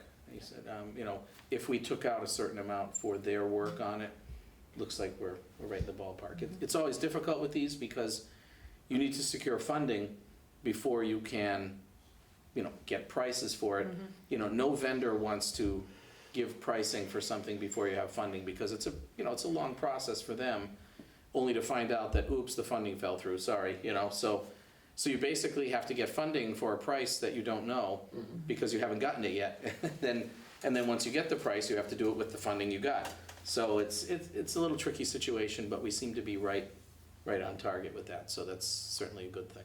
And then once we have the specs, we'll share it with David Nixon, and he can make a determination if there's anyone in town who needs to review those specifications, just to provide input, and then we'd move forward. Sure. How do you choose those three vendors? Basically, you ask, because again, it's not like I put air conditioners in buildings, so I don't know who to reach out for. So we ask other facilities directors. Unfortunately, 3 facilities directors gave us the same company, so that made it a little trickier. Jeff Mish reached out to, I think it was TJ Conway, and they're the ones that said, no, I'm sorry, we can't help you. But go to this company, which is the same company that the other 3 people had told me as well. So that's the problem we're in right now, is that, how many companies do this? What I may do is reach out to the company that did the specs for the generator project. And, maybe they can give us a price as well, and we can go from there. I'm just struck by the fact that you didn't realize you weren't an electrician until you went out to build generators. That's really, you were I've under done the some impression you wiring, were. but never, It's a good generator. never this kind. And then I realized I wasn't an electrician. All right. Okay, personnel report? That's easy, nothing. Nothing. All right, public comment. Madam Driven- Chair, I've got a couple of comments. Okay. First of all, I would like to thank the school committee for the sacrifices they made in this 2018 budget. I know you didn't want to use anywhere near the school choice money, you did, but you did in an effort to have a balanced budget for the whole town. We're in the same boat as you with 3 days before town meeting. We don't have a balanced budget for the town. We're looking for $216,000 for 4 fire department full-time positions for the town. They agreed, the finance committee, to cut it to 3, so we're at 170, looking for that money everywhere, and it may be added to the free cash figure, which is about 600,000 now, going to 7. Am I happy with that? No. Do we believe that we can get 700,000 in free cash by fall town meeting? Possibly, I hope we can. Hotels, meal taxes, solar array, new growth are all very positive, so we may have a chance. There's other bad news out there. We just got our cherry sheets about a week ago. Our receipts are down 134,000 projection, and our charges are up 34,000. So that's not good news. And then we don't know what effect the federal government's gonna have. If that goes through the way they're talking, it could mean $200 million in cuts in education for Massachusetts. And that's gonna affect every town, the 351 in the Commonwealth, some way. We have no idea, you know. Then I would like to thank the two outgoing school committee members, Dunleavy and Grant, for their many years of service, you know, and sacrificing things away from their family, you know, and creating a quality education for our students in Hadley. And I would also like to thank the two new members for stepping up and becoming part of the team. The 2019 budget is gonna be, I guess, my description of it will be a Herculean effort to balance it. There's only a couple ways you can do it. One is cuts, one is a override, or the combination of the two. So there's gonna be a big education process for people in Hadley in the coming year, and many, many meetings trying to iron out a budget that'll be positive for 2019. It's really gonna be difficult. I think your superintendent can adhere to that. You can only take so much school choice money and then you're down to zero, you know, so. But I think we'll put all an effort in and we'll come out and survive. Fortunately, you know, Hadley has a low tax rate, we have room to grow. There's other towns that don't have any room to grow and they're confronted with the same problems as we are, you know. And again, I'd just like to thank you again for stepping up and becoming part of the team. Thank you. Thank you. I was going to give the Herculean task, lots of meeting speech in around July, but. Just, it's all giggles and snowflakes and unicorns. You just replay that video in July. Okay, business manager report. Okay, so, and before I start, I just want to clarify that, you know, when I said there was some misinterpretation on the air conditioning doing with the town, that wasn't on any one side. I think it was really a combination of both sides with some assumptions, and both sides assumed the opposite way from the other side. So, you know, I just want to make that clear because I don't want it to be pinpointed on one particular person or anything. Thank you. I have 3 reports here. First is the expense report.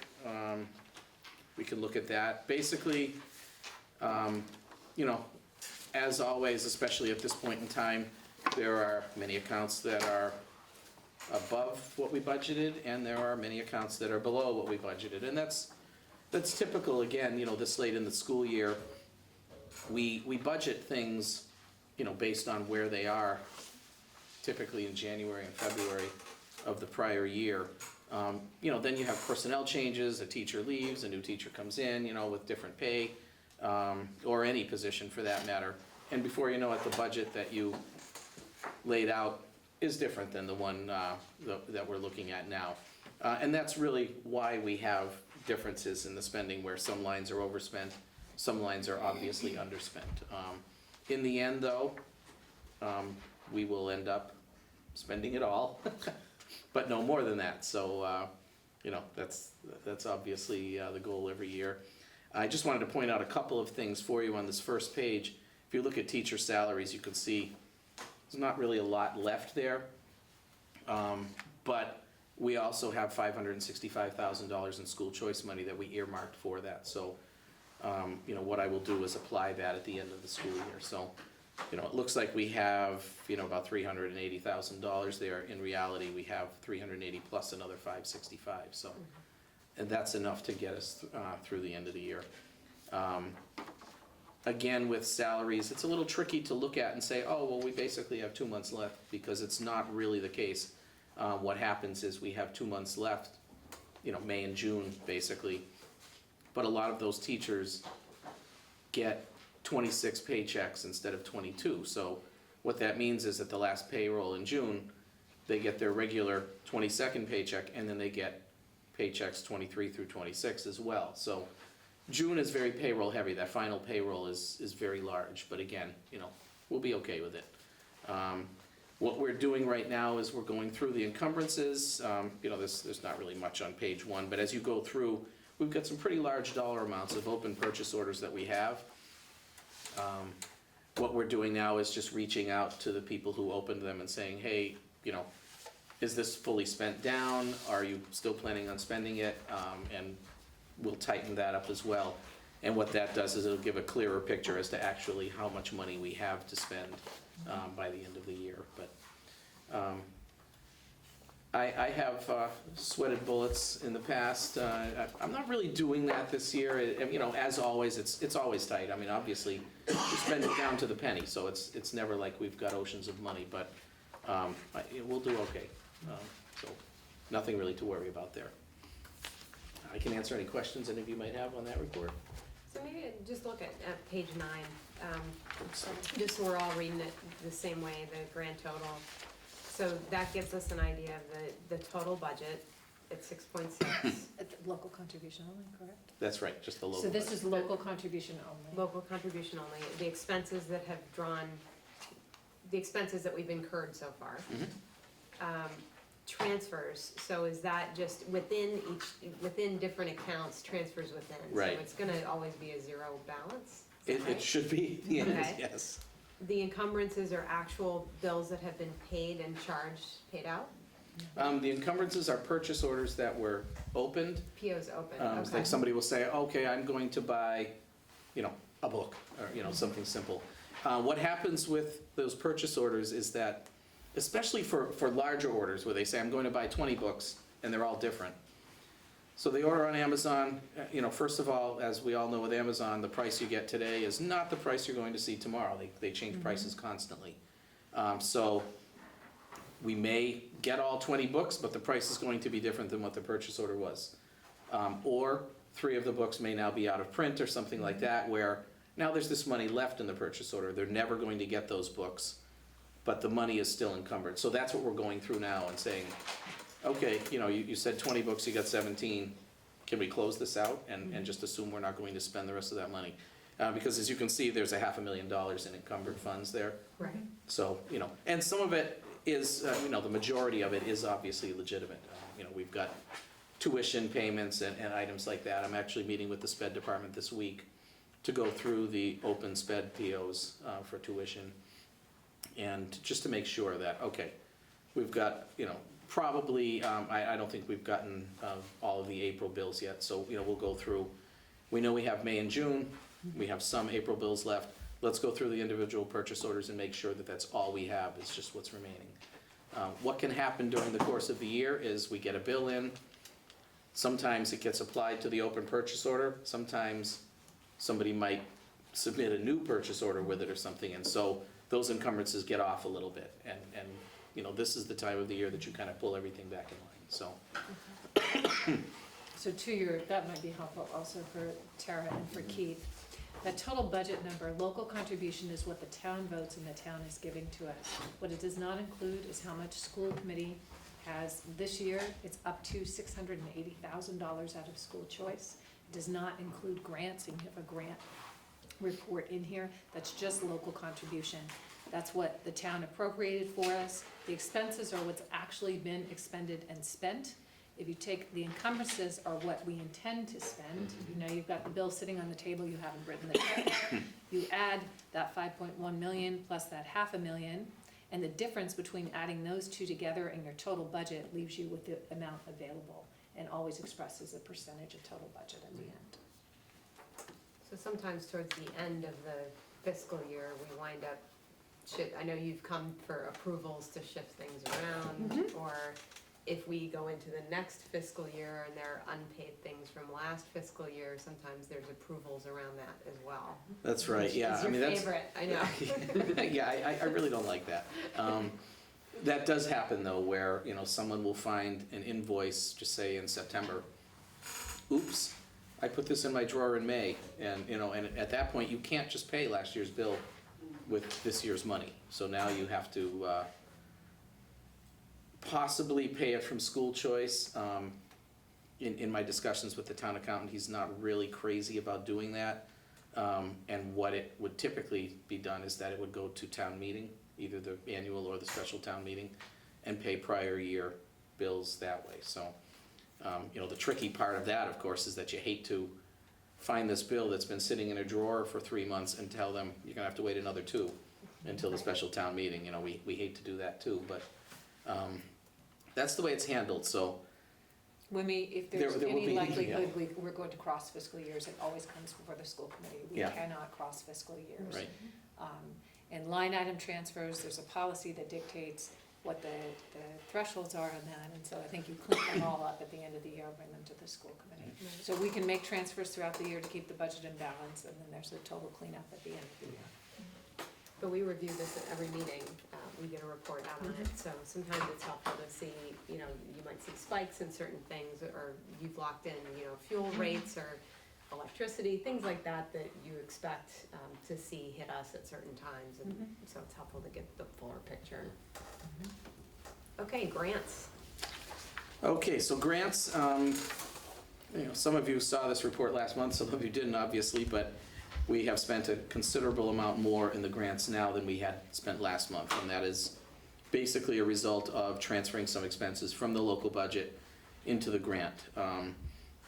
If you look at that 240 special ed grant, we transferred, I think, $94,000 of tuition expenses to the grant from our local budget. So, and what we'll do now is we'll, again, watch for the ones that have any kind of purchase order applied into the grant. Anything extra, we will transfer that money in as well, because I'd really love to see this all fully spent by mid-June, so we're not scrambling at the end of the month. A couple of these can be taken into August, actually, before they have to be spent. And I did email Pat last week and just to let her know that the 274 and the 298 grants, hey, we have really nothing in the pipeline for these. We'd like to spend them down. And, she said, well, we can actually spend them until August 31st. I did ask her if she could spend them before June, just because what happens is then you run into, you have until August 31st, but you have to report the expenses as of June 30th. So that extra, in this case, we're looking at $1,600. It's just one more thing that you actually have to report for the following year. Gets a little tricky, and it's early enough now that we can certainly spend $1,600 between now and June 30th. So we're meeting tomorrow on that. And the rest of these, the Title I and the 391, those are payroll items. They're scheduled to just continue to run down until there's nothing left in them. So, again, as always, the grants will be spent down to zero.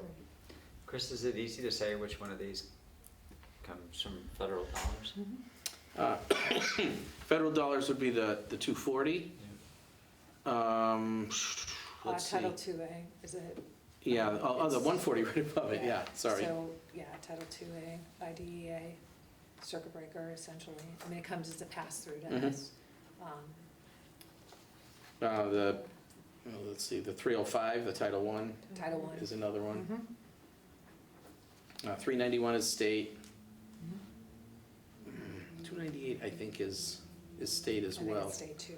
290 is definitely state. Yeah. So typically, when you see IDEA, a reference to a title Right. or circuit breakers more pass-through, that's your big indicator. It's federal money. So most of the big chunks are federal dollars. That's correct, yeah. Absolutely. So every year in projecting the next budget, this is one of the items, I know, Annie, you've thought about, okay, what's the likelihood of, how much of these, if anything, we would get. In fact, the kindergarten grant, we didn't get anything this year. Right. And the preschool inclusive grant, the one right above it that I just moved, 391 will go down by a third next year, a third the following year, a third again, then it will be gone. So and I had a chance to meet with Tara and with Keith before this meeting individually to give them some background on the school committee. So that is why when people say the school department budget has gone up by whatever the percent is, 6% or something, sometimes the increase in local contribution is actually, that percentage increase is higher than the actual increase to the budget because our revenues have decreased from grants. So the ask from the town is greater. Our actual budget has not gone up by that much, but the town has been hit harder. Yeah. Madam Chair, can I ask a question about the grant, Yeah. please? My question is with the circuit breaker. Mm-hmm. I thought we were gonna carry over a lot more money than that when I was watching the budgets, and, you know, it scares me now. What do we anticipate coming to add to that in 218? You know, because if we have two families move in with special needs children, we've gotta pay it. You know, we could chew up $100,000 with two special needs students that we didn't think were coming to Hadley. You know, and so what do you anticipate that figure will be for 218? We, first of all, the $149,000 that you see amount awarded, that's this year's amount. We actually carried over, I think, $129,000 from last year, so we have, you know, it says amount remaining $9,200. That's for this year's money. In reality, we have $9,200 plus another $129 in the account. Then in June, we get kind of a true up with the circuit breaker, and I just don't remember the dollar amount. Do you? Well, I think in FY17 that we were estimating that we may come in, initially we estimated around just over $200,000, but then we were made aware of the fact that one of the expenses that we thought we would get back in circuit breaker dollar for dollar was subjected to rate setting. So we are not getting, so the state can set rates for certain services. We are using a third-party contractor for a service.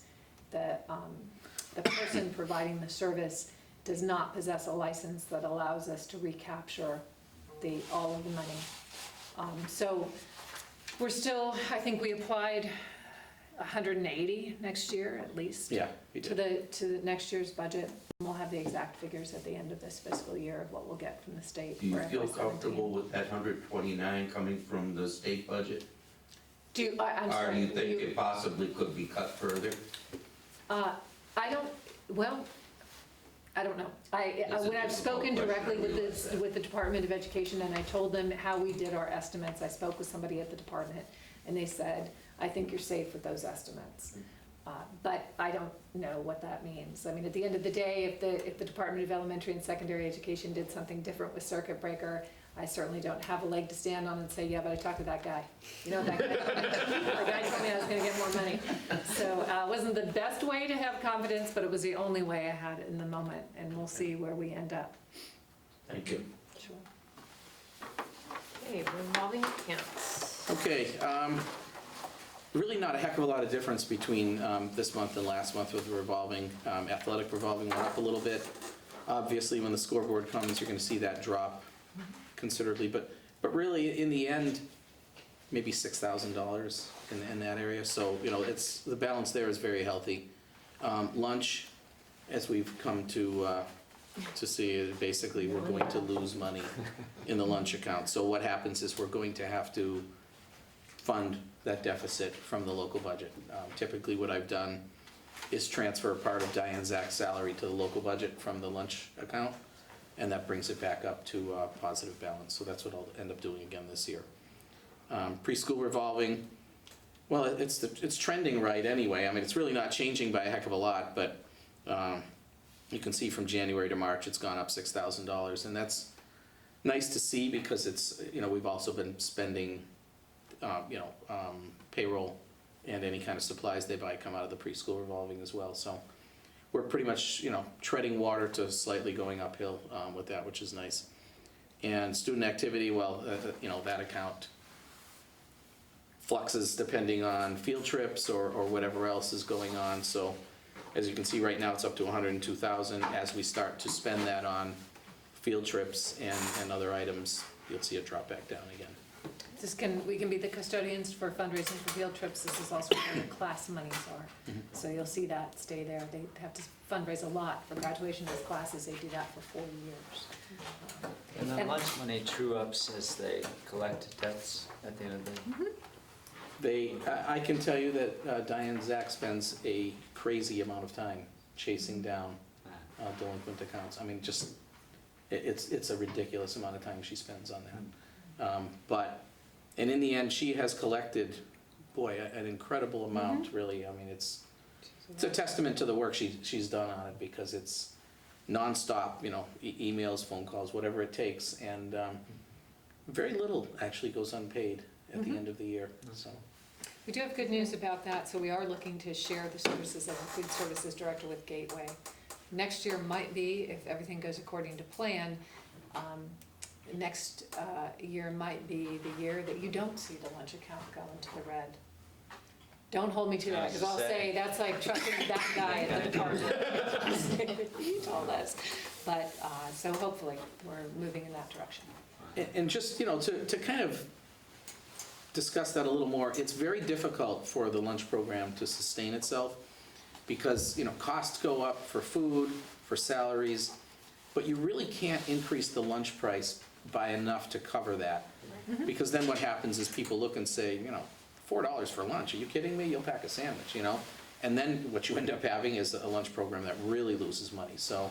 Because we're federally obligated, for good reason, to provide food for those families who cannot afford it. So it's a tricky situation, and, Hadley is by no means the only district that runs in the deficit in the lunch program. This may sound silly, but is it possible, like say if Hadley farmers wanted to donate vegetables to the school, could you accept them, or would they be regulations where you couldn't? Regulations about what we can and cannot accept. I'm not categorically dismissing that idea out of hand, and I know that Slack has brought in a salad bar and works with people to get fresh produce in. But we have to be very careful about what we accept because it's governed. It's a federal program, the lunch program. Because we have a lot of farmers in Hadley now that are packaging directly for Big Y. And I couldn't understand why you couldn't accept that if they can sell it to consumers. That may work or something, but we do have a lot of farmers doing that. Again, I wouldn't categorically dismiss that idea. I think it's a wonderful idea, and I do know there are, I know for sure it's not as simple as, sure, bring some food in and we can use it, because the rules are so tight on what children eat, what she's supposed to serve, the combinations for the meals. Yeah, it's a great idea. Okay, is that it, Chris? Yeah. You okay? That's all I have, yes. All right. School committee reports, policy, Laura. So we are on second reading for the policies that are in the packet, and at your request, Heather, thank you, Annie, for providing the track changes versions of these documents. So you can see that a lot of the changes relate to just the change in title. Patricia Bell going from Assistant Superintendent to Director of Special Education. That accounts for, I would say, the vast majority of changes. And a couple of minor things, but if you have any questions, I'm happy to answer them. So we had the first reading last month. We did, right? So this is second reading, and then Second reading. this would constitute, would we take a vote today? Yeah, second and final. Are there any questions about the policies? That's typically the process, is that we would get two opportunities, a first reading, because sometimes it's a volume of material, right? And then the second reading would be the action that we would take. What was in the last packet that you normally see is this cheat sheet. So it would go through each policy and it would summarize the nature of the revisions for each one. So you have that at first reading, and then these are your track changes. Okay, well, if there are no questions. Well, I do have one question, actually. Yes. So are we talking about all the policies? Or are we going through? Yeah, so this would be, So the physical restraint timeout one, was that, like, the rewrite on that was more, like, more user-friendly on the fill out? So what we had to do there are two places where it was substantive. This would be more substantive, and also there's an actual new policy in here that for our Title III programs. This, Keith, was because, yes, user-friendly on our end. At the end of the year, we're required to report all of these data, and the form that we were keeping was not capturing the data that we have to report every year at the end of the year, and in some cases before the end of the year, to the state, depending on duration of if we have a long restraint, which we haven't, very few, where we've had an immediate reporting of that day. But so at the end of the year, we changed the form to make sure everything we have to report on at the end of the year is in this form. And to match exactly the regulations, so physical restraint regulation was updated last year. So we went through the regulations and made sure it lays out for you. You must indicate when it got to the principal, when it got to Right. central office, who was present, what you did first. So we went through the regulation and the reporting requirements at the end and made sure the form had all the components. Okay. Any other questions? Okay, then I think we can take a motion to approve each of these policies, like A through J. You can do your motions, all your revisions as one. So listed on action items on your agenda, there are revisions. You can have a motion to accept the revisions to ACA-R, ACE-R, ADF, BDFA-E-2, JKAA-E, DJE, IHBAA, IHBD-R, IHBEA-R, ELL, and IHBEA-R-2. Seconded. What she said. Somebody can say so moved. Okay. All in favor? Aye. And then a separate vote for the, IHBGE2. and that was new, and that was around our policies for, Graduating ELL. thank you, for exit criteria, yes, for ELL learners, and Collaborative for Educational Services helped us craft that policy in order for us to be in compliance with our grant for Title III. Any questions on IHBGE2? Okay, motion to approve the revised IHBGE2 policy. Seconded. Oh, okay. Oh, Sorry, I was looking for a motion. I'm sorry. No. You can I was technically looking for a motion. Yes, she's Okay, looking for a motion to approve that policy. Seconded. All in favor? Great, okay. We did the donation already on action items. Okay, school committee reports, back to that. Finance and tri-board. You've listed me. I actually didn't go to the last tri-board. Tara, didn't you go? Oh, the information, the most recent activity around finance was the information meeting. I think you were the Lone Ranger of that meeting, so. I was the Lone Ranger. There were not a ton of people present. They didn't have any budget discussions there, but he did announce that they did have the budget on the town website, that you could look at what they have thus far on the town website. But it was a quite quick overview and opportunity for questions and discussion prior to the town meeting to kind of allow people that opportunity, I think, to help move things a little bit more smoothly during the town meeting. People were given that opportunity to have a question and answer ahead of time. Great. So it was a pretty quick summary of what went on, and there really weren't very many questions. Great. So thank you for going. I'm glad there weren't any questions. Because I haven't for 2 days. I looked around first and went, okay, it's me. You could have said, really? I thought it was on the library board of trustees. Oh, news to me. And just a reminder, town meeting is this Thursday.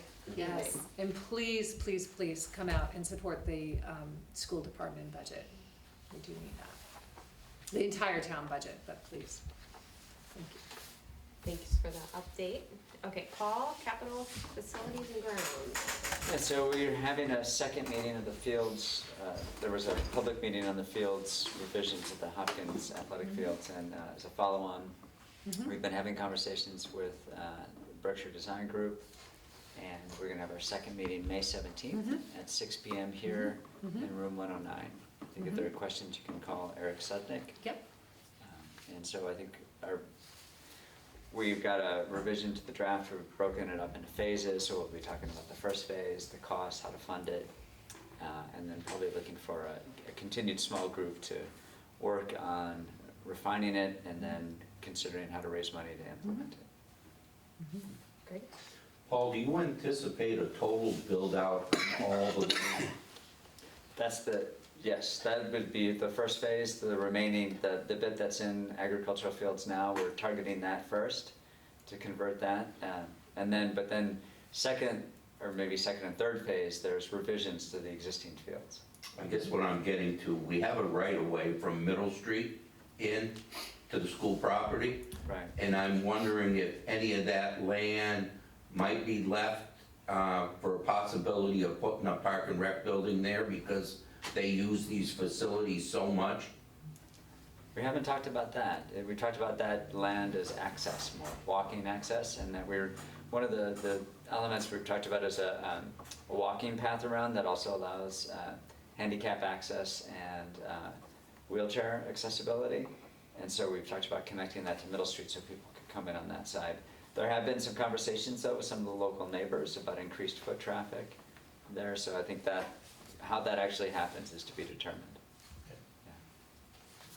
Okay, Humira, CES update. Yeah, so I went to the last board meeting, and the report is that CES held 20 some odd workshops for all of its members over the last 3 months.